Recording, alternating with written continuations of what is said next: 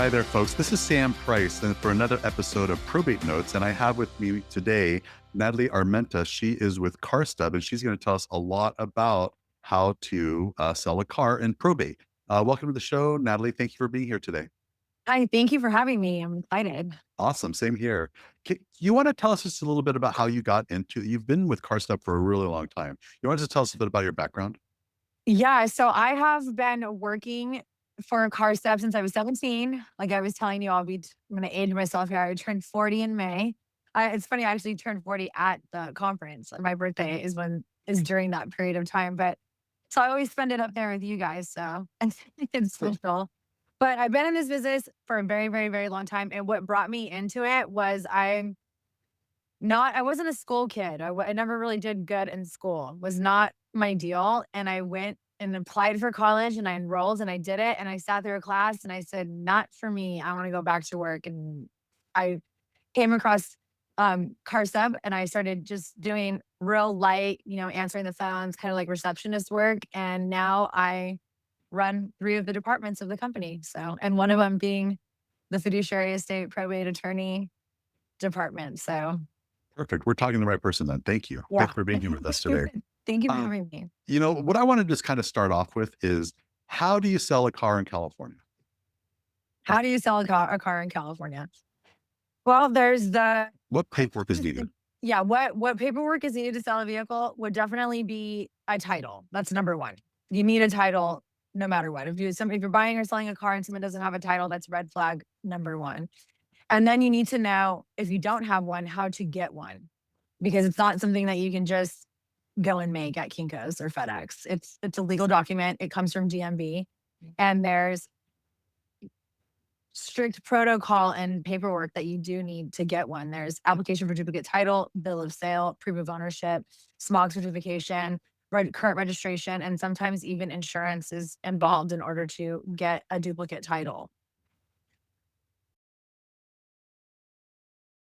Is there such a thing as a car having a beneficiary on the title? Not so much on the title, but in like the administrative paperwork. So I Gotcha. have come across this where someone's asking me for a price on a vehicle and they tell me, okay, let me run it by the beneficiary and make sure they sign off on this.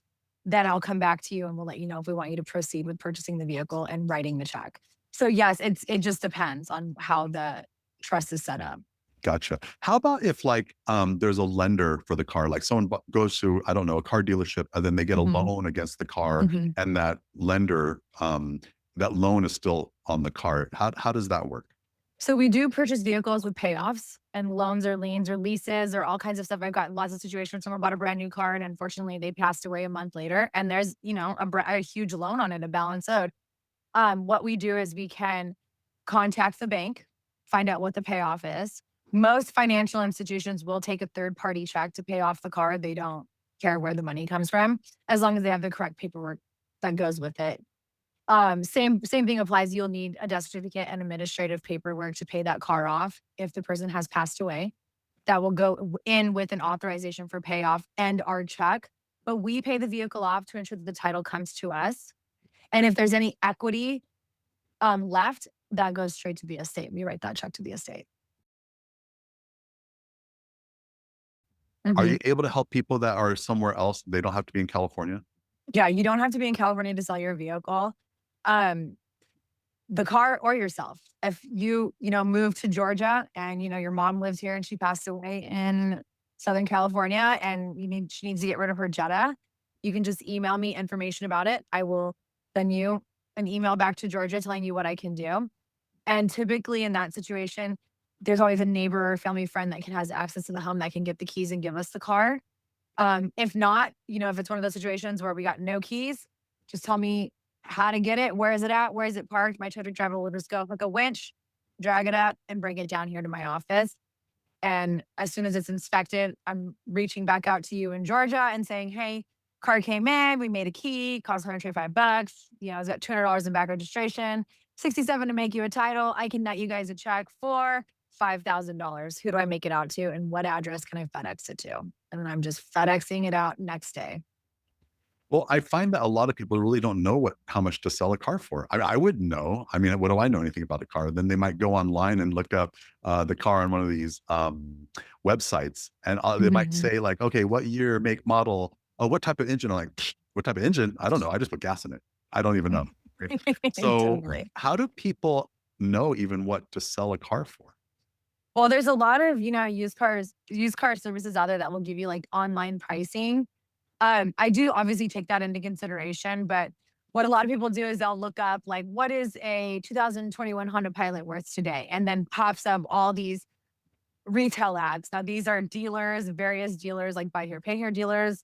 These can be franchise dealers that have just had cars for too long and they need to move them, and you're just looking at a lot of retail pricing, not necessarily what the car is selling for before it gets put on the lot and sold and marked up with interest rates and, all of that.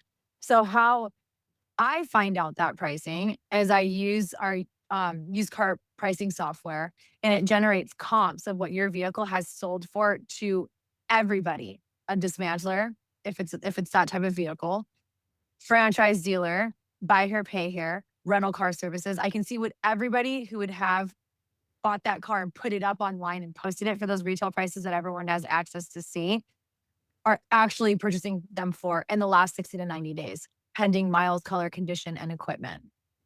And that all kind of goes into my reports. You said about the whole engine. I run a window sticker on every vehicle that I bid. So I know exactly engine, front wheel drive, two-wheel drive, transmission, automatic or stick, CVT, engine or transmission. I run everything to a T so that I make sure that I am not leaving any value out. Now I got to ask, what about, are there certain types of cars that really hold their value? I'm sure a lot of people Yes. ask you that. Yeah, there are the Hondas, Toyotas, and I will now say Hyundai and Kia are now stepping up into holding their value as well because they have really updated their body styles. So they've come in real hard with their body styles. They've actually done more changes with a higher popularity rate than Honda has and Toyota. So that was very interesting to see those statistics. I watch all the different statistics of everything going on all the time, and they had came in being a more desirable car than a Honda and Toyota, and that was like everybody gasped. So they're like, really? Because everyone knows if you buy a Toyota or a Honda, very minor maintenance. It's very inexpensive. Oil changes, services, tires, windshields. Front windshields can be very on the cheaper side versus, you're driving a Mercedes Benz and the windshield has a computer in it because it's got the rain sensor, windshield wipers, and, it can defrost by itself. They're almost like little computers. So those windshields would be a lot more expensive than obviously a Honda or a Toyota or a Kia. So those would That, be, that's incredible. And then, some people want to think, I've had people tell me, the clients, they'll say, "Oh, but this is a classic car." oh This yeah, is, do classic you car. get that? A class, well, no, it's just old, but Yeah. no, this is a class. Like my mom Yeah. says, this is a classic car. What what is your experience with people say that they have a classic car? Well, with a classic car, for the most part, when people say they have a classic car, they truly do have a classic car. They do. And one of the first things that I look for is a blue license plate. That's one of the true tells of a classic car vehicle is by the traditional blue license plate, meaning that back in the day, in the classic era, they were blue. So if it's blue, that's and it comes across and I see the photos, I'm like, okay, yeah, we're dealing with the real deal here. And I do buy them. I I wish I was just so familiar with all their names, but I just did a bunch of 72 Mercedes, diesel Mercedes. Um, God, I did this other car, it has such a funny name.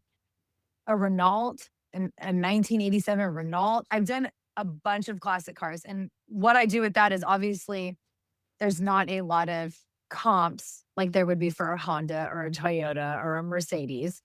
So I do have classic car buyers within my network that I've done a lot of business with in Southern California and Northern California. And I ask for a lot of photos of the vehicle and the condition of it. And I'll typically get a buy bid for that car before I even quote you, plus doing obviously research as well.